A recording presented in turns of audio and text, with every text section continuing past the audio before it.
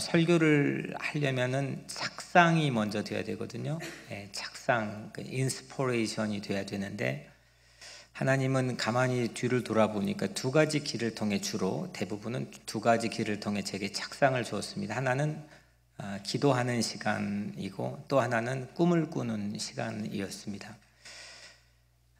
그래서 기도하다가 뭘 적기가 쉽지 않고, 또 잠을 자다 꿈을 꾸는데 적을 수가 없기 때문에 제 주변에 가능하면 필기 도구가 늘 있기 마련입니다. 그래서 잠자다가 일어나 적기도 하고, 또 기도할 때는 늘 이 필기 도구를 옆에 놓고 기도를 하는 경향이 있습니다. 지난 주간 며칠 전에 제가 이제 잠을 자다 꿈을 꿨는데, 그 꿈에 하나님께서 제게 이렇게 지구본을 하나를 제게 안겨주셨습니다. 그래서 이 지구본을 가지고 제가 꿈에입니다. 설교를 하는데, 강단에 올라가야 되는데 제 마음이 좀 귀찮아서인지 지구본을 가지고 올라가지 않고 손으로 그냥 흉내만 꿈에서 냈던 것 같습니다. 그래서 오늘은 제가 일부에서는 가져왔다가 용기가 나지 않아 갖고 안 올라갔는데, 오늘은 이분은 제가 좀 용기를 내봐서 갖고 올라왔습니다. 그래서 그 꿈에 하나님께서 제게 주셨던 감동은 지구본을 이렇게 막 돌리게 하시더라고요. 지구본을 돌리게 하시면서 해가 뜨는 것을 보게 했습니다. 우리가 지금 이제 미국이 여기인데, 이게 지구가 돌아가면서 이제 해가 뜨죠. 한 바퀴가 돌아가면은 이걸 자전이라고 부릅니다. 그래서 자정부터 자정까지 하루의 주기가 한 바퀴를 하나님 돌리시는 거죠. 그 지구를 하나님이 굴리니까 해가 뜨고, 새로운 하루가 생기고, 또 지구를 이번에는 이렇게 미니까, 하나님 미시니까 태양 주변으로 이 지구가 한 바퀴를 도는데 364.5인가 한 바퀴를 쭉 돌리시니까 이걸 공전이라고 부르죠. 이렇게 한 해, 새해를 맞이하게 됩니다. 자전으로 하루가 생기고 공전으로 한 해를 맞이하게 되는 거죠. 우리가 근데 발 딛고 사는 이 땅에는 5만 가지 사연과 고난이 있는 땅입니다. 전 신기한 게 그 신문 기자들이 그 많은 페이퍼의 공간들을 매일마다 어떻게 무슨 사연으로 메꿀지 참, 그런데 그게 다 메꾸어집니다. 전혀 예상치 못하고 알지 못했고 생각지 못했던 일들이 이 안에서 수없이 매일같이 일어납니다. 그런데 이 지구를 굴리고 이 땅을 미시는 분은 누굴까요? 아멘. 하나님이 이 지구를 굴리고 미셔서 새 날을 맞이하게 하고 새 해를 맞이하게 하는 줄로 믿습니다. 세상은 5만 가지 잡다한 고민과 어려움, 환난과 고난이 이 지구 땅덩어리에 다 가득해도 이거를 굴리시고 이걸 미셔서 우리에게 새로운 날, 새로운 해를 맞이할 수 있는 은혜를 주셨다는 거죠. 이거를 꿈에 저에게 꿈을 꾸게 하시는데, 굴리고 미셔서 한번 따라 해볼까요? 굴리고, 손도 해봐요. 굴리고 미셔서, 이거예요. 이게 오늘 중요한 겁니다. 굴리고 미셔서 새날을 맞이하게 하신 하나님, 어제 모든 내 인생의 잡다한 일들도 지나간 일들이 되게 하시고 새날을 기대하게 하신 하나님, 그 하나님이 너무너무 좋고 감사한 것은 우리 삶의 큰 은혜, 이 큰 은혜를 주셨기 때문입니다.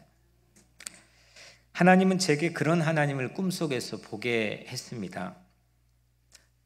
다른 때와는 다르게 잠을 자다가 좀 귀찮아서인지 피곤해서인지 이번엔 필기를 하지 못하고 그냥 자버렸습니다.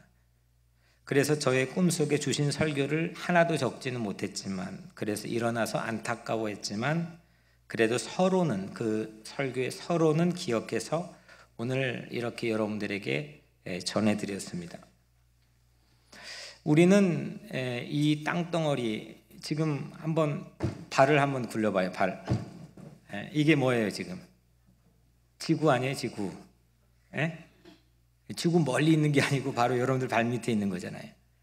이 땅에 딛고 사는 우리의 삶에는 생각도 마음도 행동도 모든 오만 가지 잡다한 것들이 이 땅 위에 서 있는 우리 삶 안에 있습니다.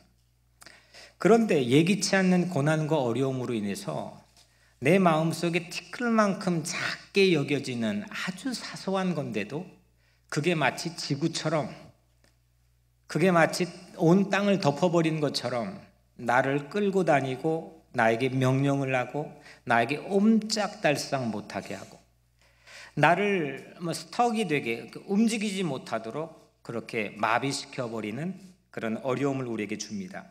하지만 이 지구 안에 있는 우리를, 이 지구만큼 큰 고난에 대한 부담감으로 살아가고 있는 우리를, 우리 인생도 굴리시고 미셔서 새 날을 맞이하게 하시는 하나님을 여러분들 믿으시기를 주의 이름으로 축원합니다.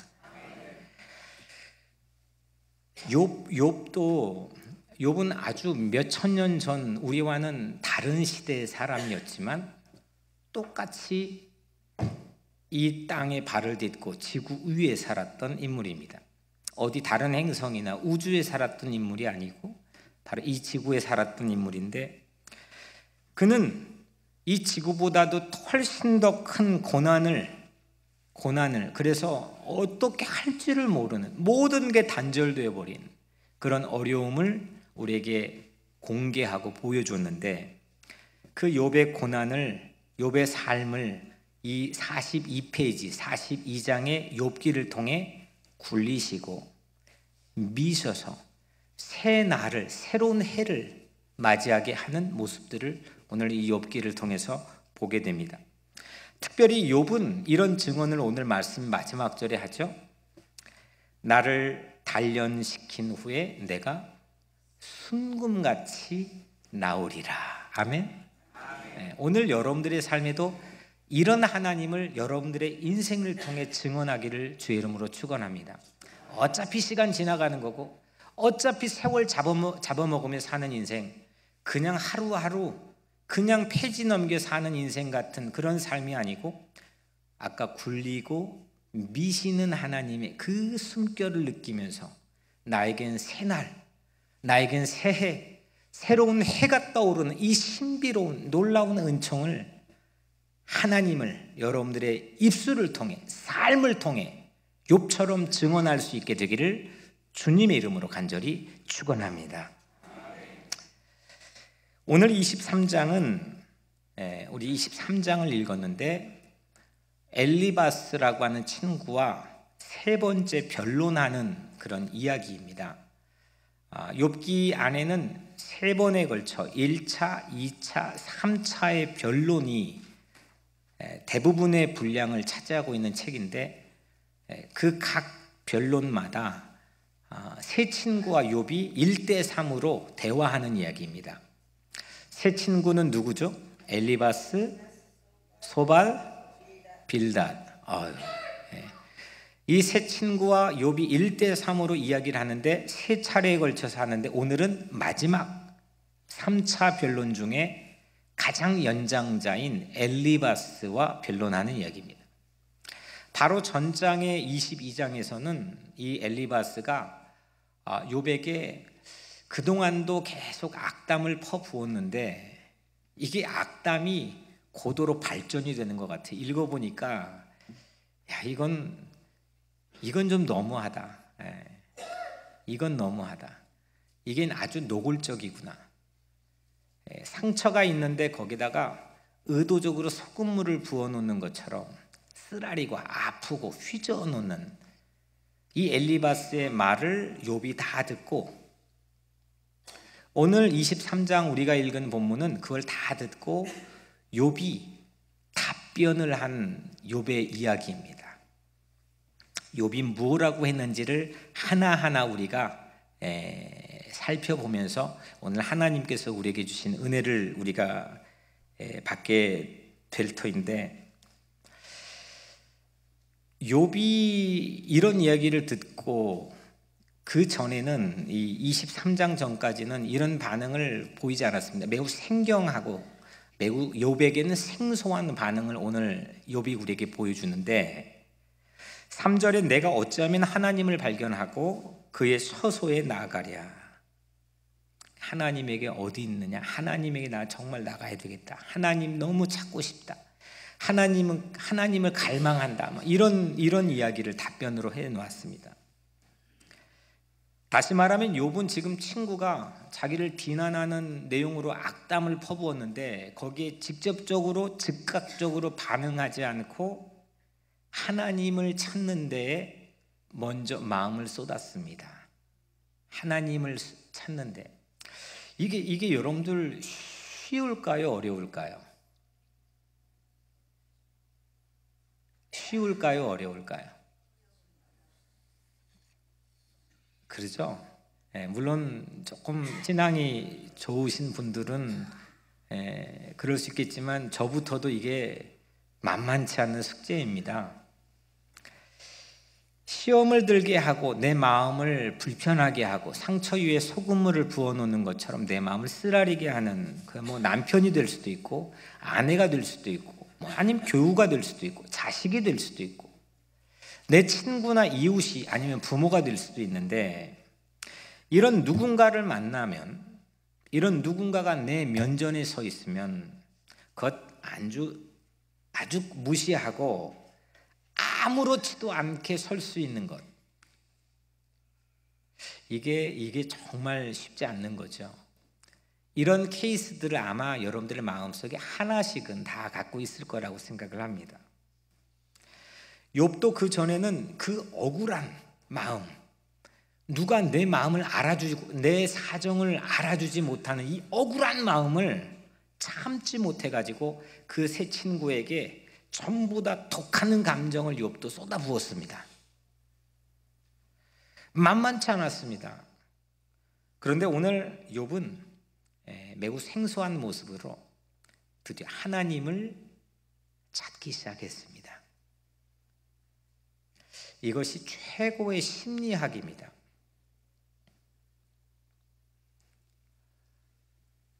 아마 꿈을 해석한 칼 융이나 아니면 뭐 프로이드나 심리학의 대부로 여겨지는 이런 사람들, 그 아류들이 지금 우울증부터 비롯해 세상의 모든 심리의 선들을 어떻게 처방하고 치료할 건지에 대해서 지금 연구하고 그렇게 활동하는 사람들이 세상에 참 많이 있습니다. 오늘날 기독교도 상담하기에 상당히 인기를 끕니다.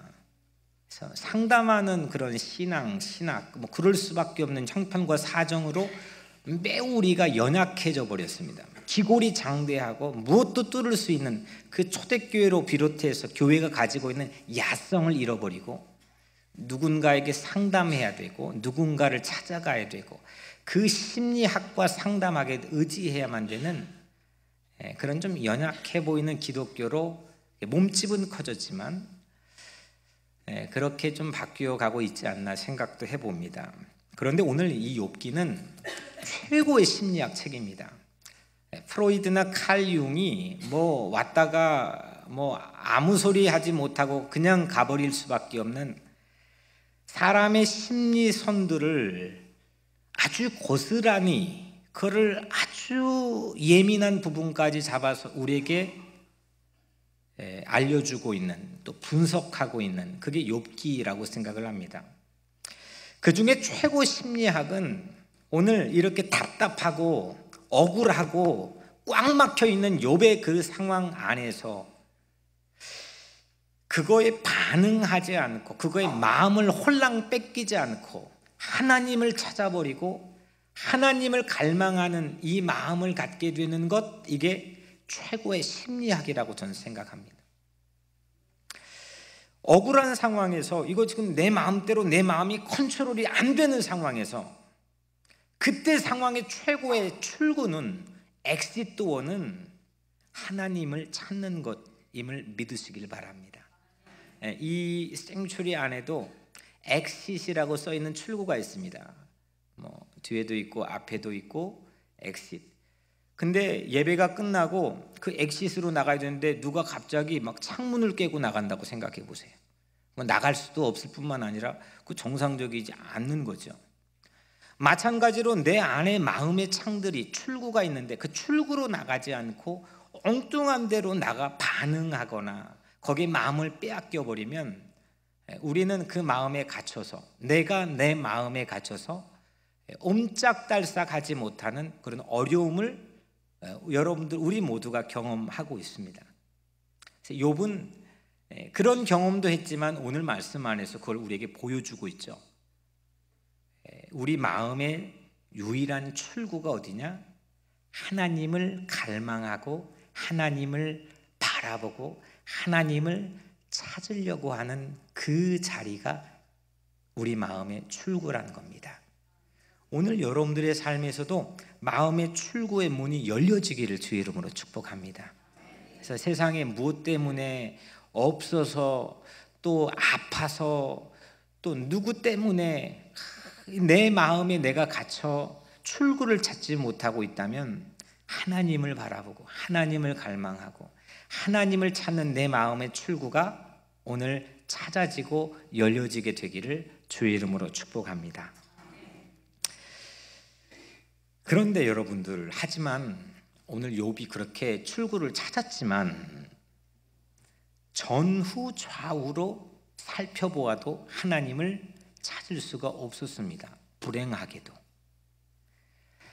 오늘 8절과 9절에 보니까 그런데 내가 앞으로 가도 그가 아니 계시고 뒤로 가도 보이지 아니하며 그가 왼쪽으로 일하시나 내가 만날 수 없고 그가 오른쪽으로 돌이키시나 배울 수가 없구나. 분명히 딸그락딸그락 소리가 나 그 존재는 알겠는데, 그분이 계신 거는 분명한데 보이지를 않는 겁니다. 여러분들 혹시 숨바꼭질 해보셨습니까? 우리 김명숙 집사님 숨바꼭질 해본 적 있어요? 누구랑 해봤어요? 영재랑 해봤나요? 애기랑? 네. 숨바꼭질 이렇게 눈 감고 하나 둘 셋 하는 사람을 뭐라고 하죠? 술래라고 부르죠. 욥이 술래가 된 겁니다. 다 세워가지고 눈을 뜨고 찾아보는데 분명히 있는 건데 앞으로 가도 없고 뒤로 가도 없고 전후 좌우로 하나님을 못 찾는 겁니다. 여러분들 이런 경험들 여러분들 갖고 있지 않습니까? 물론 하나님을 찾으려고 하는 마음조차도 없는 것, 시험에 왕창 들어버리는 것, 이건 정말 뭐 어떻게 해볼 도리가 없는 거지만 이제 찾아보려고 하는데, 무언가 다시 일어나 보려고 하는데, 출구 찾았는데 이게 찾지를 못하는 겁니다. 고난의 종합 세트, 고난 몽땅 모든 고난 다 들어가 있는 이 종합 세트를 짊어진 욥이 토로하는 가장 큰 짐이 무엇이었습니까? 단절입니다. 단절. 아내와의 단절, 자기 가장 막역한 새 친구와의 단절, 이제는 하나님을 찾으려고 하는데도 하나님 찾아지지 않는 하나님과의 단절, 이게 사람을 너무 힘들게 하는 거죠. 이게 세상의 이 고독, 이 외로움, 이게 이 땅에 가장 절망을 우리에게 안겨주는 가장 심각한 고난이라고 하는 것을 욥은 우리에게 계속 반복해서 보여줍니다. 그런데 여러분들, 전후 좌우로 하나님을 찾을 수 없던 욥이 놀라운 고백을 합니다. 10절인데 저를 한번 따라 해 보세요. 그냥 안 봐도 돼요. 그러나 내가 가는 길을 그가 아시나니. 욥은 지금 어떤 길을 가고 있습니까? 모든 게 단절되어 있는 길을 가고 있습니다. 모든 게 꽉 막혀 있는 길을 가고 있습니다. 아무도 내 마음을 알아주지를 않습니다. 답답하고 억울합니다. 그런데 나는 그분을 찾지 못했는데 그분이 나를 다 알고 계신다는 것을 욥이 고백하고 있습니다.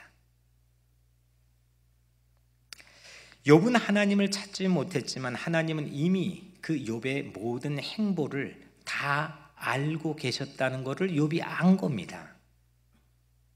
다시 말하면 꽁꽁 숨어라 하고 술래라고 생각했던 욥이 술래가 아니라 그 술래가 하나님이었다는 겁니다. 내가 하나님을 찾은 게 아니고 하나님이 나를 이미 찾았다는 겁니다. 놀라운 신학적인 각성을 오늘 욥이 우리에게 들려주고 있습니다.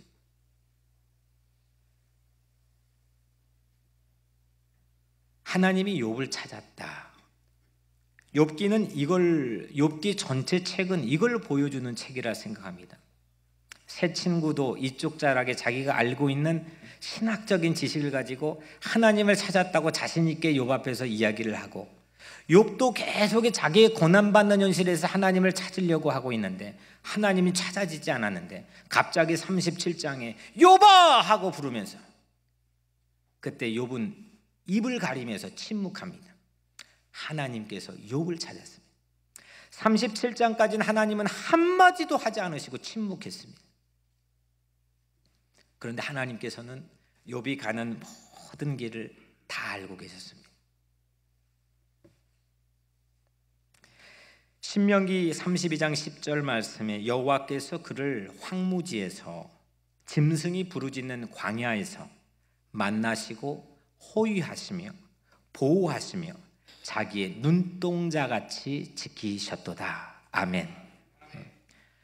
황무지에서, 그리고 짐승들이 부르짖는, 맹수들이 부르짖는 광야에서도 난 하나님을 찾지는 못했다 할지라도 하나님께서 나를 만나주시고 호위해 주시고 보호해 주시고 본인의 눈동자와 같이 우리를 지켜주셨다는 겁니다.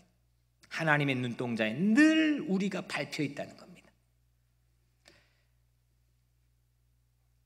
우리가 하나님을 찾는 것, 이건 우리가 지금 드리는 예배나 기도나 찬양이나 전도나 이 땅에 우리가 살고 있는 신앙생활의 모든 것들, 대부분들, 이거를 기독교라고 부릅니다. 2000년 동안 이 기독교의 전통들이 쌓였습니다. 그런데 이 기독교는 뭐가 만들었느냐? 기독교가 본질이 아닙니다. 이 기독교는 뭐가 만들었느냐? 이 기독교를 만든 것은 복음입니다. 이 복음은, 이 기독교는 우리가 하나님을 찾는 거지만, 이것도 중요한 거지만, 이거를 만들게 된 가장 중요한 동의는 하나님이 우리를 찾으시고 하나님이 우리를 만나주시고 하나님이 우리에게 박도에 찾아오시고 하나님이 나를 발견해 주시고, 이게 바로 복음이라는 겁니다. 이게 바로 예수 그리스도입니다.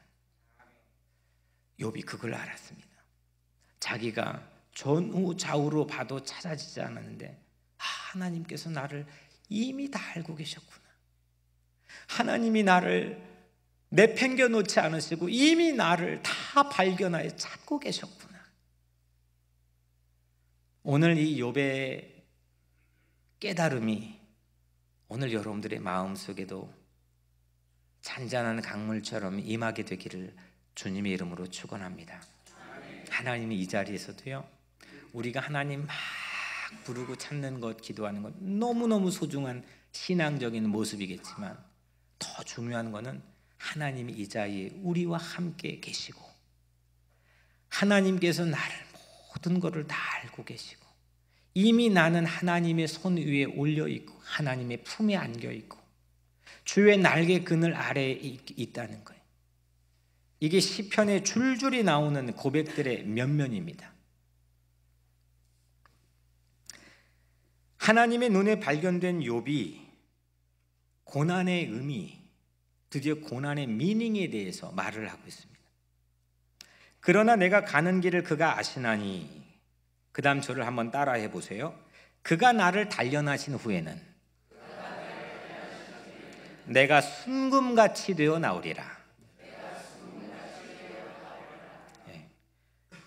그러나 내가 가는 길을 그가 아시나니 그가 나를 단련하신 후에는 내가 순금같이 나오리라.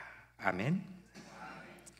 욥이 걸어가는 고난의 길을 다 알고 계셨던 하나님께서는 하나님이 욥 자신을 단련하셨구나, 나를 단련하셨구나, 이걸 고백합니다. 다시 말하면 욥은 고난이라고 하는 것을 무엇떤 의미로 설명을 하고 있느냐.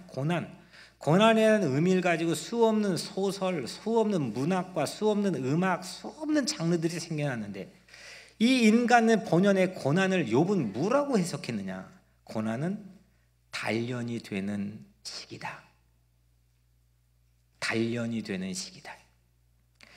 단련의 이 사전, 국어 사전을 찾아보니까 단련하고 이렇게 적혀 있습니다. 쇠붙이를 불에 달군 후에 두드려서 단단하게 하는 것. 대장장이가 대장간에서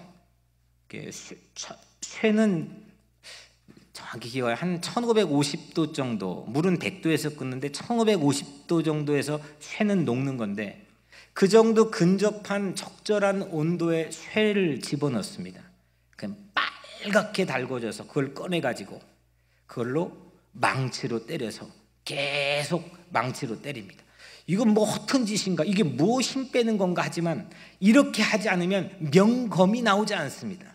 이렇게 하지 않으면 단단한 철이 만들어지지 않습니다. 이거를 단련이라고 합니다. 욥은 그 고난을 단단해지는 때라고 고백한 겁니다. 여러분들, 고난은, 우리 보통 고난을 당하면 크고 작은 고난을 당하면 내가 약해지는 때라고 생각합니다. 내 건강에 고난이 확 와버리면 건강이 약해지고, 내 생각과 마음에 고난이 오면 생각과 마음이 탁 하고 약해집니다. 근데 이 욥은, 고난의 이 장수인 욥은 이 고난이 약해지는 때가 아니라 도리어 단단해지는 때가 고난의 의미다. 멋있지 않습니까? 이걸 완전 180도 회전을 시켜가지고 고난에 대한 새로운 해석을 하는 겁니다. 신약의 욥으로 생각되어지는 사도 바울은 고난의 의미를 동일하게 연단이라고 고백합니다. 로마서 5장 3절 4절에 우리가 환난 중에도 즐거워하나니 이는 환난은 인내를, 인내는 뭐래요? 인내는 연단은 소망을 이루는 줄 우리가 알미니라. 아멘. 그러니까 환난은 우리 안에 열정 어린 인내를 키워주고, 그 인내가 쇠를 연마하는 것처럼 우리 인격과 마음과 영혼을 단련시켜주고 단단하게 해주고, 그 단련은 장차 하나님이 우리 안에 행하실 놀라운 일들을 소망하게 되는 이 놀라운 신비를, 역설적인 신비를 바울이 고백하고 있습니다. 시편 26편 2절 말씀에 여호와여 나를 살피시고 시험하사 내 뜻과 양심을 단련하소서. 아멘. 잠언 17장 3절 말씀에 도가니는 은을, 풀무는 금을 연단하거니와 여호와는 마음을 연단하시느니라. 아멘. 다니엘 12장 10절에 많은 사람이 연단을 받아 스스로 정결하게 하며 희게 할 것이나, 스가랴 13장 9절 말씀에 내가 3분의 1을 불 가운데 던져 은같이 연단하며 금같이 시험할 것이니라. 아멘. 마음과 생각과 뜻과 내 영혼을 단단하게 해주시는 것, 그것이 하나님께서 우리에게 허락하시는 고난이라고 하는 의미라는 겁니다. 하나님께서는 자기를 이렇게 단련하신 후에, 욥은 나는 이렇게 단련되진 단단하게 된 후에 무엇가 되어 나올 것이다? 정금. 우리가 오늘 갖고 있는 번역본으로는 순금. 여러분들 순금이 좋아요? 14K가 좋아요? 순금은 몇 K예요? 저는 몰라가지고 오늘 일부에 배웠는데 다 아시네요. 그럼 막 5K, 10K도 있나요? 14K. 그건 내가 그냥 만들어낸 거니까. 순금은 24K래요. 그런데 그 순금이 되지 않는 14K도 있고 하여튼 그 안에 그 진짜 순수한 금에 육박하는 거에 따라서 그 농도에 따라 K가 정해집니다. 고난이라고 하는 것은 하나님께서 우리를 단련시켜 순금이 되게 하는 하나님의 재련소인 줄로 믿습니다. 고난은 그냥 막 닥치고 아무 해석도 없이 고난을 하면 그 고난이 내 마음에 한 맺히게 하고 그 고난 나를 죽이고 썩이게 만든 그런 악한 거지만, 그 고난이 하나님의 재련소라고 고백할 땐 그 고난으로 인해 나는 단단해지고 성숙해지고 도리어 건강해지고 더러 소망을 향해 나갈 수 있는 삶이 될 줄로 믿습니다. 오늘 여러분들 고난은 누구나 오는 건데 없는 사람 없어요. 다 있습니다. 근데 여러분들 고난을 통해서 한 맺히고 싶습니까? 순금이 되고 싶습니까? 몇 사람 한 맺히고 싶나 봐요 지금도. 고난을 통해서 순금이 될지어다. 순금이 될지어다. 다 순금 되시길 바랍니다. 재련소 같은 세상은 진짜 재련소 같은 세상인 것 같아요. 왜냐하면 수 없는 고난이 이 안에 있거든요. 세상이 이 발딛고 사는 이 지구덩어리가 재련소 같아요. 불덩이 같아요. 계속해서 뭔가를 재련하고 있어요. 고난과 시험이 끊임없이 우리에게 닥쳐옵니다. 근데 하나님께서 이 재련소 같은 세상에서 무엇 한 가지를 하고 계세요. 뭘 하고 있느냐?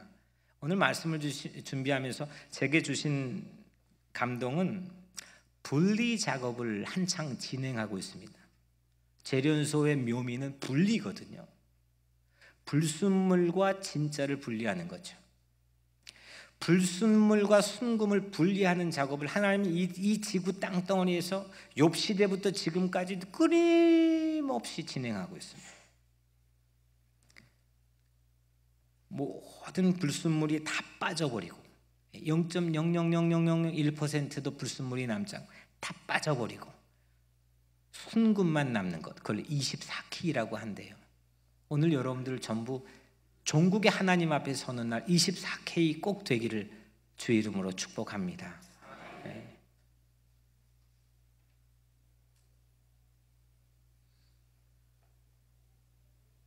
세상에 우리가 100달러라고 하는 지폐를 가지고 있습니다. 이게 종이대가리 서로 약속한 거지만 뭘 믿고 이 100달러에게 맞는 물건을 내줍니까? 이 100달러라고 하는 종이 가치 뒤에 이 뒤에 백그라운드에는 금이 있기 때문입니다. 순금이 있기 때문에. 금의 보유하는 함유량에 따라서 그 달러는 올라가기도 하고 가치가 내려가기도 합니다. 사실 이 종이는 사실은 의미 없는 겁니다. 마찬가지로 우리의 이 육신 껍데기를 가지고 살아가는 우리 인생, 이게 가치가 얼마나 될까? 누가 나를 알아줄까? 내가 좀 더 열심히 노력해 뭔가를 성취해야 사람들이 알아주겠지. 거기에서 우리는 행복이 있지 않습니다. 내 백 뒤에는 나를 뒷받침해준, 내 가치를 증언해주는 금이 있어야 됩니다. 내 영혼이 순금같이 되어 나올 때 내 삶의 진정한 가치가 매겨지는 거죠. 오늘 여러분들의 삶이 세상 어디에 내놔도 10달러, 100달러 정도가 아니라 예수님은 천하와도 바꿀 수 없는 그런 놀라운 가치가 여러분들의 한 인생 안에 담겨 있다 했는데, 그런 자존감 회복되고 그렇게 내 삶의 가치가 회복되는 순금이 되어 나오는 그런 인생을 꿈꾸시기를 주님의 이름으로 축원합니다. 내 안에 불순물이 그건 모두 제거되어야 되죠. 여러분들은 어떤 불순물이 가장 일착으로 생각이 납니까? 내가 순금이 되기 위해서 나 아직까지도 남아있는 불순물이 뭐라고 생각합니까? 내 안에.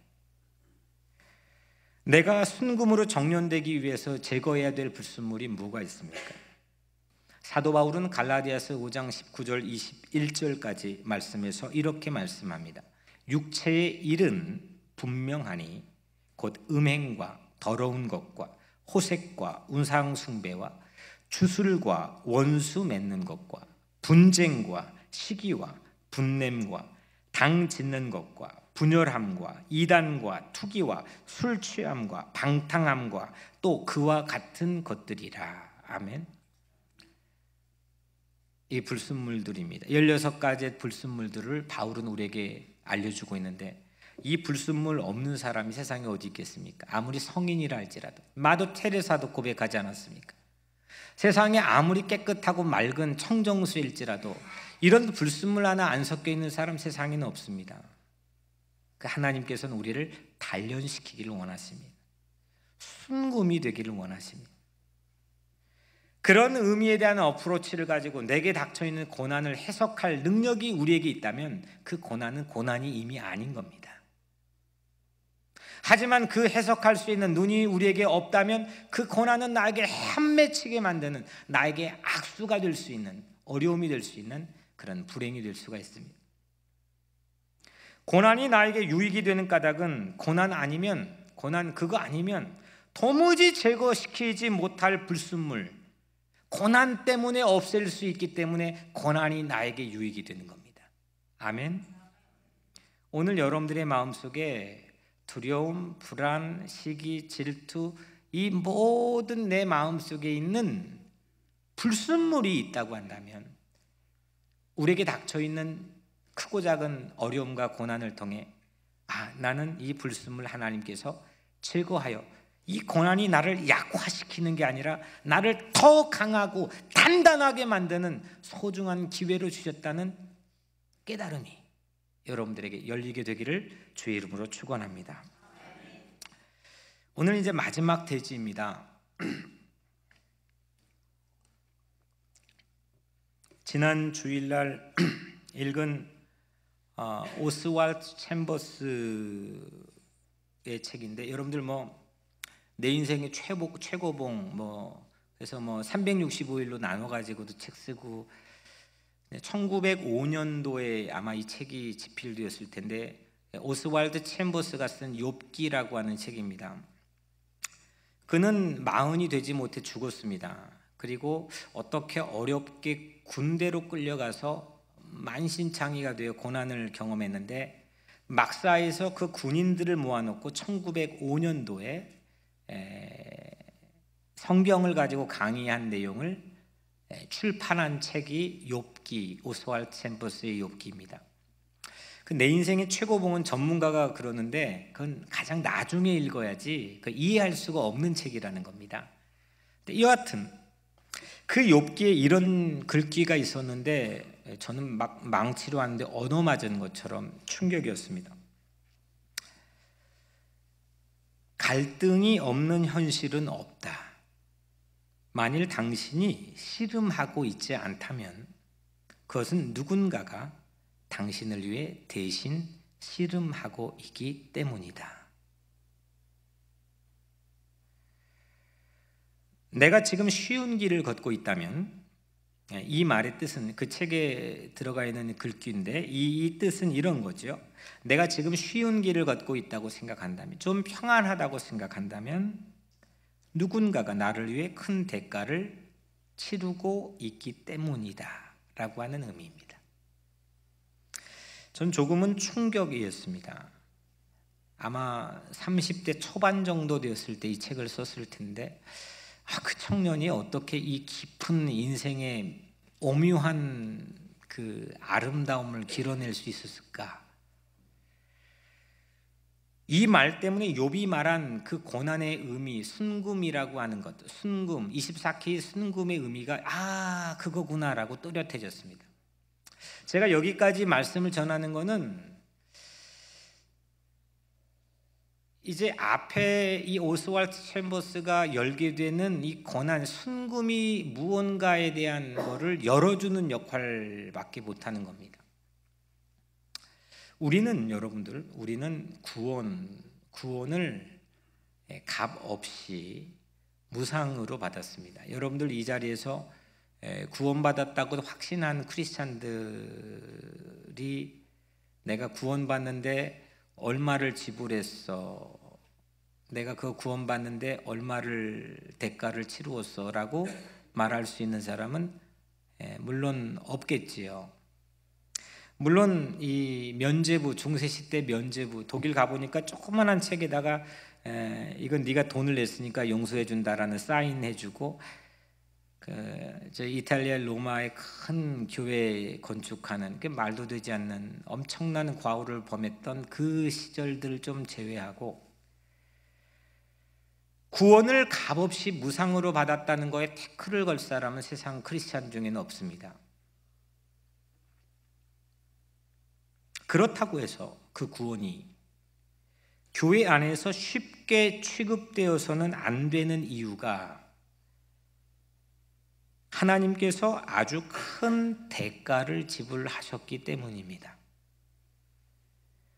우리에게 오직 믿음으로 구원받을 수 있게 된 것은 예수 그리스도가 십자가에서 달려 고난을 받으시고 죽음을 맞이하셨기 때문입니다.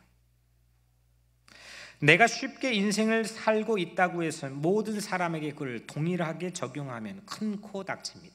내가 좀 집이 있다고 해서 모두 다 집이 있을 거라고 하는 생각, 내가 학업의 기회가 있다고 해서 모든 사람들이 다 학업의 기회가 있을 수 있다고 하는 생각, 내가 크리스찬이라고 교회 다닌다고 해서 모든 사람들이 동일하게 교회 다닐 수 있다고, 마음껏 자유롭게 교회 다닐 수 있다고 하는 생각, 내가 부모가 있다고 해서 모든 사람들이 부모가 동일하게 있을 수 있다고 하는 생각, 이런 생각의 부류가 세 친구의 생각이었습니다. 세 친구는 평안했습니다. 욥만큼 고난을 당하지 않았습니다. 그래서 자기의 삶의 위치에서 욥을 해석했습니다. 내가 평안한 이유는 어떤 의미인지를 알지 못했습니다. 그래서 아무것도 먹혀들지 않는 허공에 날리는 말들만 이 세 친구들은 퍼부어댔습니다. 엘리바스, 소발, 빌닷과 같이 전혀 이웃의 고난에 공감하지 못하는 모습, 그 모습이 될 수도 있습니다. 그런데 여러분들, 내가 평안한 것은 누군가 대가를 지불하고 있기 때문이라는 겁니다. 욥이 고난을 통해 단련되어진 것, 그 고난을 통해 단단해진 것은 이걸 알기 시작한 겁니다. 내가 평안할 수 있는 것, 평안하기를 소망하는 것, 이거는 누군가 그 대가를 지불했기 때문이다. 그리고 내가 고난을 받고 있는 것, 그 고난은 또 누군가를 위해서 내가 대신 대가를 지불하고 있는 거다. 그거를 알 때에 순금이 된다는 거죠. 3절에, 오늘 3절, 내가 어찌하면 하나님을 발견하고 그의 처소에 나가랴. 하나님을 찾을 수 있는 곳을 알 수만 있다면 어디냐 라고 두리번거렸던 욥. 근데 하나님을 찾을 수 있는 곳은 바로 거기구나. 내 욥의 평안을 위해서 하나님께 대신해서 대가를 지불했던 바로 그곳이 하나님을 찾을 수 있는 곳이구나. 37장 38장에 욥이 입을 가로막고 침묵하는데 하나님이 수십 가지 질문 쏟아붓지 않습니까?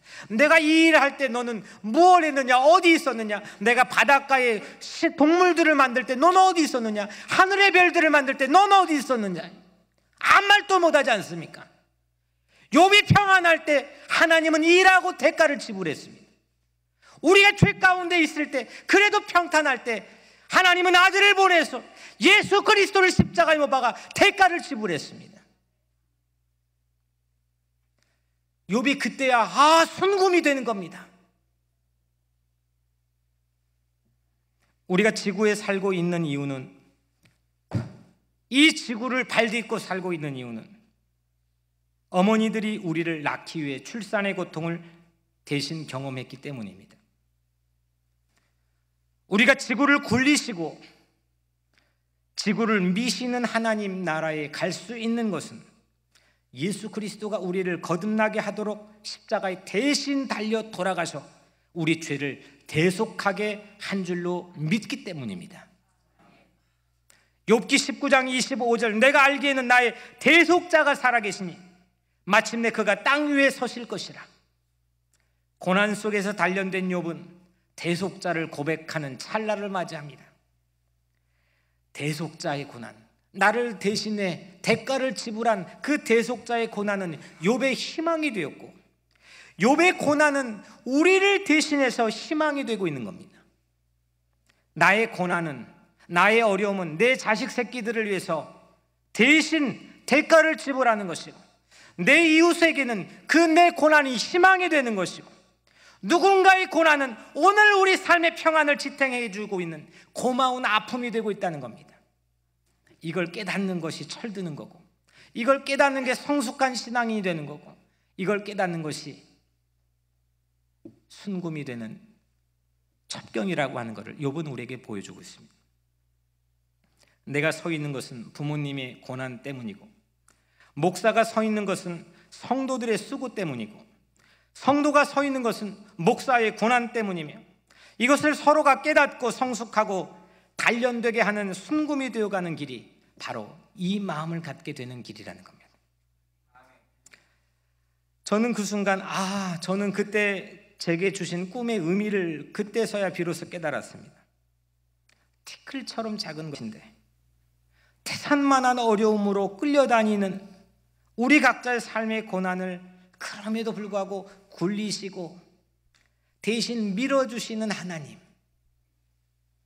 나를 굴리고 미셔서 새날 새해를 맞게 하시는 그 하나님의 대속하신 고난의 공전과 자전, 저는 그냥 하나님이 초인적인 능력을 가지고 굴려라 하면 굴려가고 밀어라 하면, 그것도 시속 31.5km, 이 지구가 해를 주변으로 공전을 하는데 한치의 오차도 없이, 우리는 엑셀, 자동차 엑셀을 조금만 빨리 밟아도 내 감정에 따라 50이 됐다 30이 됐다 100이 됐다가 합니다. 근데 하나님은 한치의 오차도 없이 31.5km를 유지해서 이 지구를 공전시키고 있습니다. 이게 뭐냐? 하나님의 초인적인 능력으로만 할 줄 알았던 제 마음속에 주신 깨달음은, 하나님께서 나를 대신하여 십자가 이 대속의 죽음을 통해 하나님이 아직 심판하지 않으시고 기다리시면서 이 지구를 아직도 굴리고 미시면서 자전과 공전을 하게 우리에게 새 날을 맞이하게 하신다는 겁니다. 사랑하는 성도 여러분, 우린 멋있는 신앙 갖고 있는 거 아닙니까? 멋있는 사람인 거 아닙니까?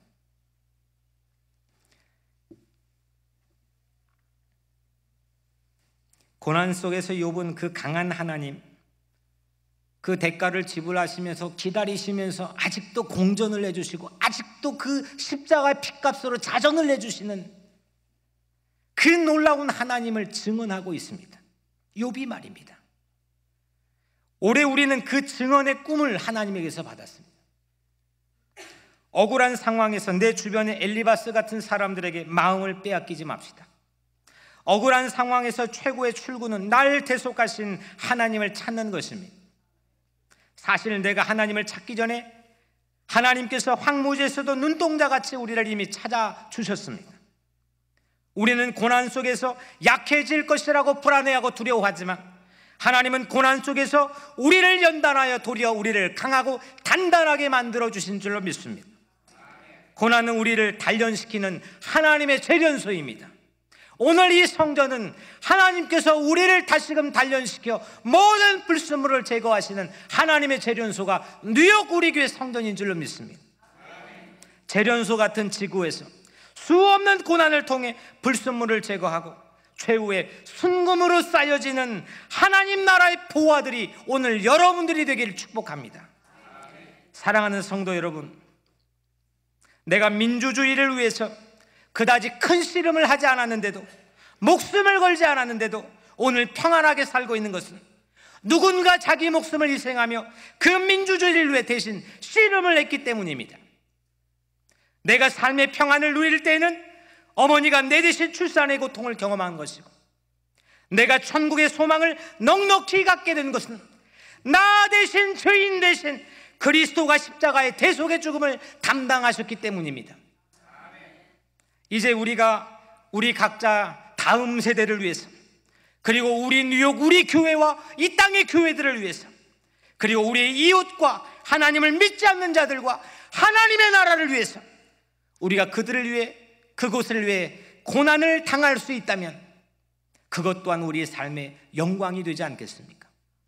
오늘 여러분들 각자 삶에 새로운 고난에 대한 의미를 마음에 품고 승리할 수 있는 그런 순금이 되시기를 주님의 이름으로 간절히 축원합니다. 기도하겠습니다. 은혜로우신 하나님, 순금이 되어야 되는데 온통 불순물이 되어 쓰레기 취급당하는 우리의 삶일 때가 있습니다. 내가 나를 봐도 쓰레기 같고, 내 이웃이 나를 보는 시선도 쓰레기 같아 무너진 자존감을 가지고 오늘 주님 앞에 나온 이들도 있습니다. 주님, 저들을 위로하시고 저들에게 주님의 새로운 호흡의 말씀을 넣어주시며 저들이 순금같이 되는 꿈과 비전을 가지고 우리에게 닥쳐있는 모든 고난을 해석하고 그 고난을 능히 이겨 단련되어지는 주의 백성 되게 하여 주옵소서. 예수 그리스도 이름으로 간절히 기도드리옵나이다. 아멘.